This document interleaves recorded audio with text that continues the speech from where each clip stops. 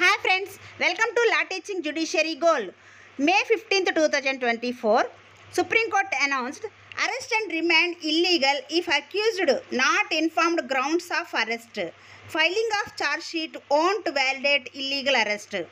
అంటే section 50 of CrPC ప్రకారంగా ఎవరైనా వ్యక్తిని అరెస్ట్ చేస్తే గ్రౌండ్స్ ఆఫ్ అరెస్ట్ ఎందుకు అరెస్ట్ చేస్తున్నారో ఆ గ్రౌండ్స్ తెలియచేయాలి. అలాగే అతనికి బెయిల్ అనేది రైట్గా ఉందో లేదో కూడా తెలియచేయవలసి ఉంటుంది పోలీసు వారు. అలాగే బిఎన్ఎస్ఎస్ అంటే ఇప్పుడు మనకి కొత్తగా రాబోతున్నటువంటి భారతీయ నాగరిక సురక్షా సంహిత ప్రకారంగా కూడా సెక్షన్ 47లో కూడా ఈ సెక్షన్ 50లో చెప్పినటువంటి ప్రిన్సిపల్ని పొందుపరచడం జరిగింది. అంటే ఏ వ్యక్తి అయినా అరెస్ట్ చేసినప్పుడు రిమాండ్ చేసినప్పుడు గ్రౌండ్స్ అనేవి తెలియచేయాలి. అలా చేయకపోతే అది ఇల్లీగల్ అరెస్ట్ అవుతుంది. ఛార్జ్ షీట్ ఫైల్ చేశారనే రీజన్ అనేది ఆ ఇల్లీగల్ అరెస్ట్ని వ్యాలిడేట్ చేయదు అని చెప్పి సుప్రీంకోర్టు వారు మనకి ఈ జడ్జిమెంట్లో తెలియచేయడం జరిగింది.